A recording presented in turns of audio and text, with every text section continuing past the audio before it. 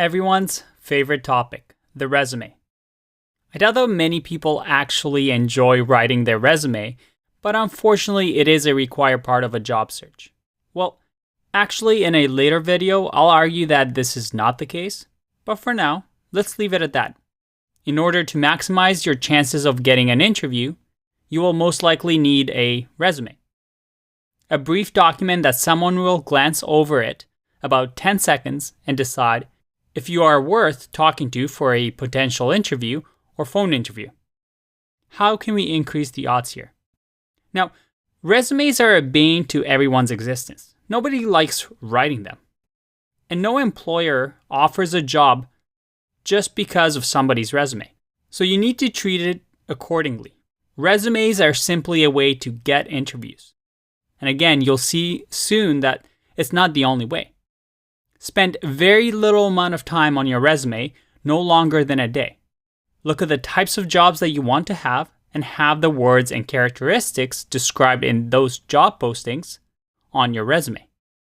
Finally, make it personal for each position you apply to so that employers' names is on the resume. It will take you 10 seconds, but by doing just those things, it already puts you above most people that just send mass amount of resumes that look the same. Now, before we get into the details of how to make a resume look good, I want to show you a really nice tool. This is the resumemaker.online, a free tool that just creates a resume for you, or it gives you a nice design and a template that you can just fill out yourself. There are others like it online, so you shouldn't really format your own resume. I mean, you're a programmer, you're a developer, you should spend your time coding and use the skills that other people have in design to improve your resume. So unless you're a designer, you don't really need to focus on making your resume visually appealing, and you can just use a template like this one. Most of your time, like I said, is better spent on other things. And again, remember what I said. In most cases, resumes get viewed for only 10 seconds by a recruiter, and they'll decide quickly if they should contact you for an in-person interview or a phone interview.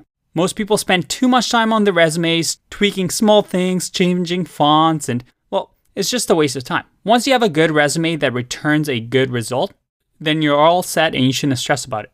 And keep in mind that some companies that get a lot of resumes don't even have humans actually looking at the resume. And initially, they have some sort of an algorithm search that looks for keywords on your resume based on their job description. So let's go back to the slides. Now, I'm going to give you a cheat sheet in the next video and do a bit of an exercise that goes into a little bit more detail. But for now, let's follow these key points for having a nice resume. Resumes should be one page only. And unless you're an executive or something like that, you won't need more than a page. Second, make sure that your resume contains relevant skills. Each job has a specific requirement and they're looking for specific skills. These form great keywords to use in your resume. You can highlight the relevant skills in your professional summary that enables the employer to quickly get a grasp of the most impressive and important things in your profile. So again, try to use the keywords that they use in the job description in your resume. Thirdly, you want to make it look personal, like you didn't just mass email a bunch of companies. And one of the biggest mistakes you can make is to use the same resume for each job application. That doesn't mean making your resume handcrafted each time, spending hours for each company, because most of the time your resume will look the same. It's very easy to customize a resume though, maybe changing a headline or a summary section at the top where you can convey in a sentence how you would fit well with the company, or even just mention the particular company you're applying for. And then finally, you want to have some sort of an online link. You want to highlight perhaps your GitHub, your blog posts, portfolio websites. As a developer, you should have something that is present online for you to showcase to an employer.